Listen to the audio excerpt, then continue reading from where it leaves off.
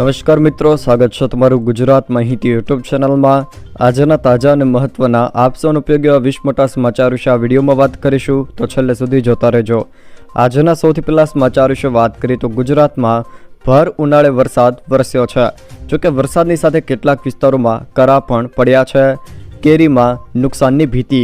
છેલ્લા 3 દિવસથી રાજ્યના છૂટાછવાયા વિસ્તારમાં વરસાદી ઝાપટા પડી રહ્યા છે, તો કેટલાક વિસ્તારોમાં કાળા ડિબાંગ વાદળો ઘેરાતા વાતાવરણમાં મોટો પલટો આવ્યો છે।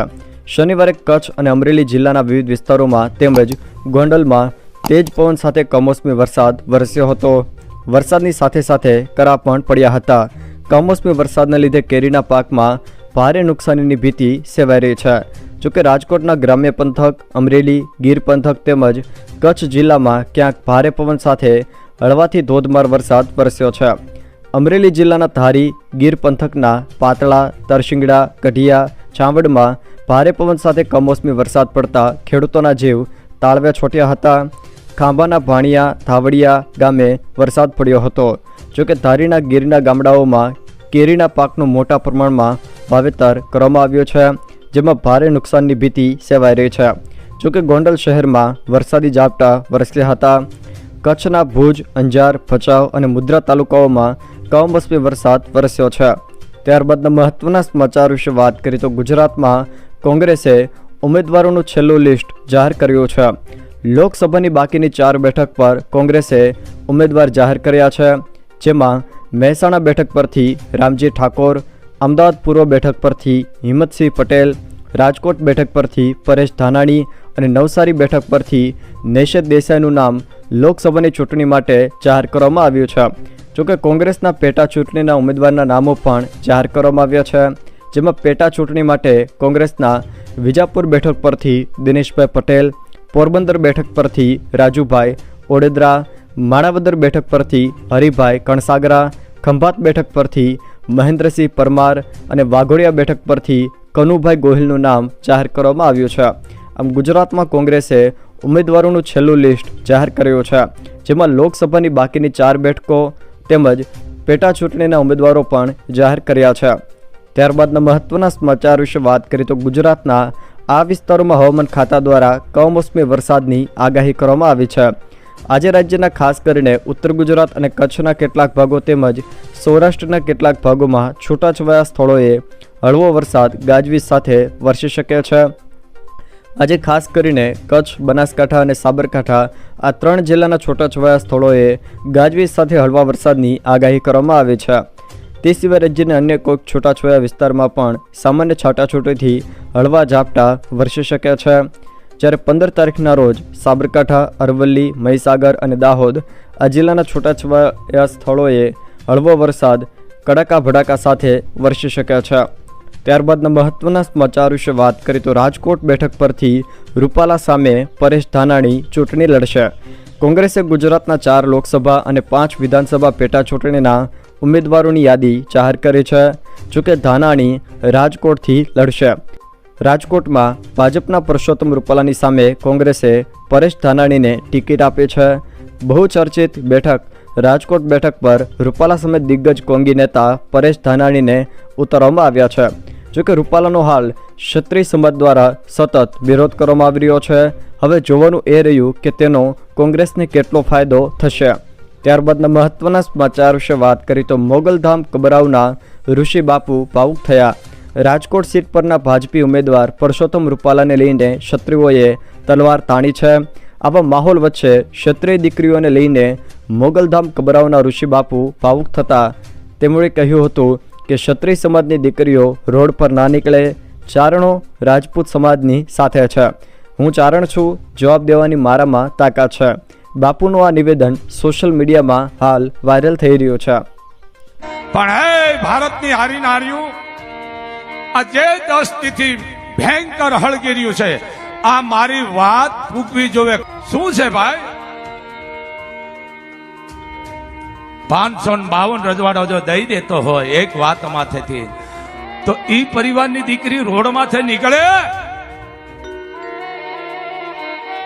મારામાં કોઈ સીધી વાત નહીં આવે, કાંઈ વાંધો નહીં, 400 જવાબ દેવાની મારામાં તાકાત છે।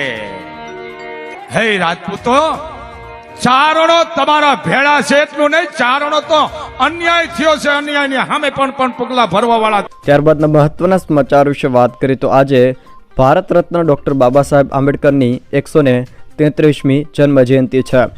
ભારત રત્ન વિશ્વ વંદનીય, વિશ્વ વિભૂતિ, સામાજિક સમરસતાના પુરસ્કર્તા અને બંધારણના ઘડવૈયા ડૉક્ટર બાબા સાહેબ આંબેડકરને જન્મ જયંતિ પર કોટી કોટી વંદન. ડૉક્ટર ભીમરાવ બાબા સાહેબ આંબેડકર જયંતિ 14 એપ્રિલે ઉજવવામાં આવે છે. તેમનો જન્મ 14 એપ્રિલ 1891ના રોજ મધ્યપ્રદેશના મહુમાં થયો હતો. ડૉક્ટર ભીમરાવ રામજી આંબેડકરને ભારતના બંધારણના ઘડવૈયા અને ભારતીય બંધારણના પિતા તરીકે ગણવામાં આવે છે. ત્યારબાદના મહત્વના સમાચાર વિશે વાત કરીએ તો રૂપાલા ફોર્મમાં આવી ગયા, વિરોધીઓને સીધો સંદેશ આપ્યો. માફામાફીનો સમય પૂરો, ભાજપે હવે રણનીતિ ફેરવી છે. રાજકોટની સભામાં કહ્યું, વો ક્ષમા ક્યાં બુझे જીસે રોશન ખુદા કરે.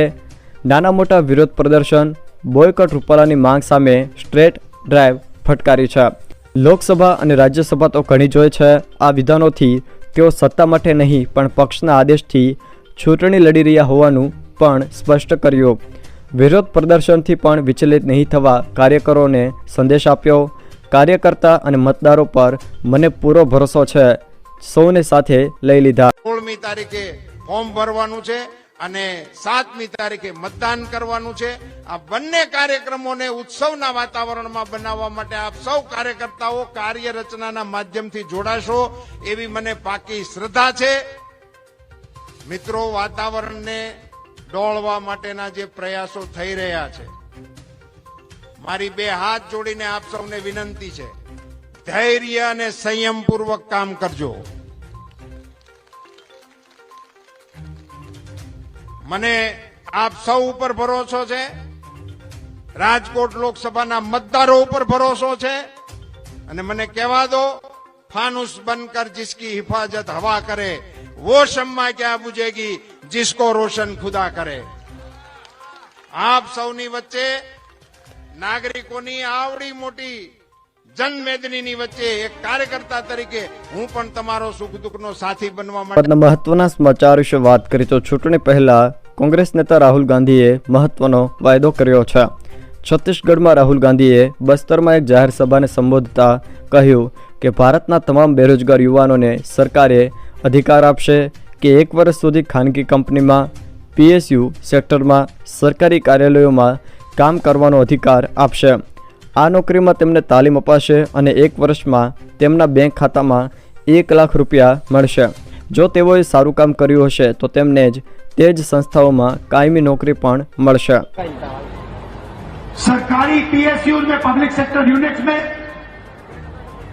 सरकारी ऑफिसेज में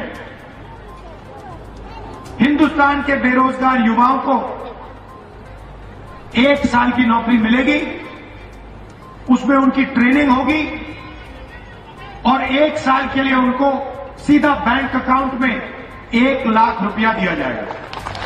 उसके बाद अगर उन्होंने अच्छा काम किया तो उन्हीं संस्थाओं में उन्हें पक्की नौकरी मिलेगी. तो एक प्रकार से युवाओं के लिए ये जॉब मार्केट के अंदर जाने का एक तरीका है. ત્યારબાદના મહત્વના સમાચાર વિશે વાત કરીએ તો હવે ગુજરાતની લોકસભાની તમામ બેઠકોના ઉમેદવારોનું લિસ્ટ જાહેર થઈ ગયું છે.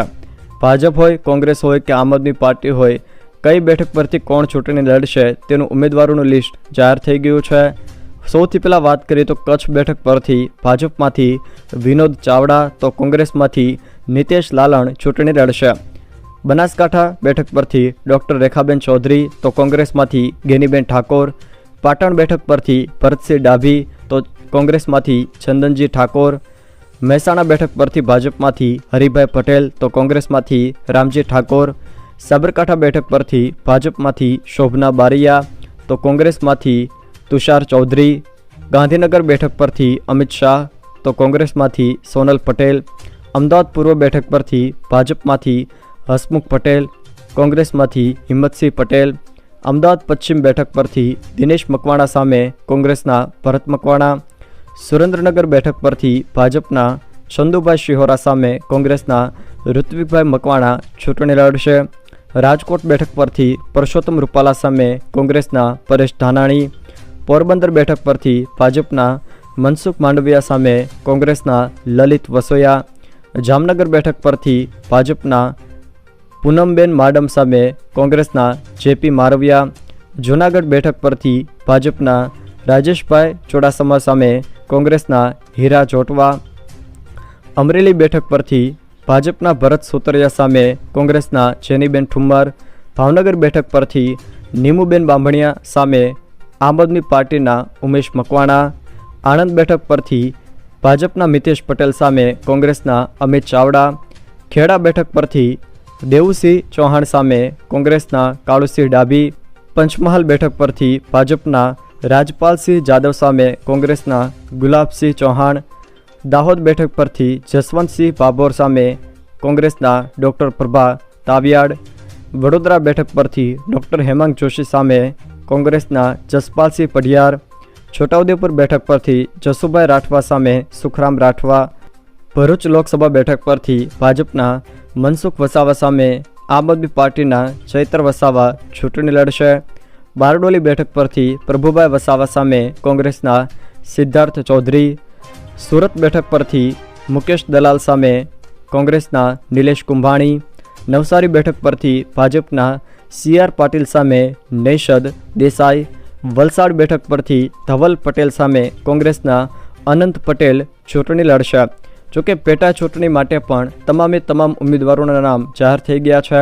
જોકે ભાજપ અને કોંગ્રેસના ઉમેદવારોના નામ જાહેર થઈ ગયા છે, જેમાં વિજાપુર બેઠક પરથી CJ ચાવડા સામે કોંગ્રેસના દિનેશ પટેલ, પોરબંદર બેઠક પરથી ભાજપના અર્જુન મોઢવાડિયા સામે કોંગ્રેસના રાજુ ઓડેદરા, માણાવદર બેઠક પરથી અરવિંદ લાડાણી સામે કોંગ્રેસના હરી કણસાગરા, ખંભાત બેઠક પરથી ભાજપના ચિરાગ પટેલ સામે કોંગ્રેસના મહેન્દ્ર પરમાર, વાઘોડિયા બેઠક પરથી ધર્મેન્દ્રસિંહ વાઘેલા સામે કોંગ્રેસના કનુ ગોહિલ ચૂંટણી લડશે.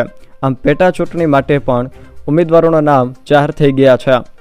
જો મિત્રો આ વિડીયો તમને પસંદ આવ્યો હોય તો વિડીયોને લાઇક કરો, તમારા મિત્રો સાથે શેર કરો, અને જો તમે મારી ચેનલમાં નવા હો તો ચેનલને સબસ્ક્રાઈબ જરૂર કરજો, જેથી મારા આવનારા તમામ વિડીયોની માહિતી તમારા સુધી પહોંચી શકે.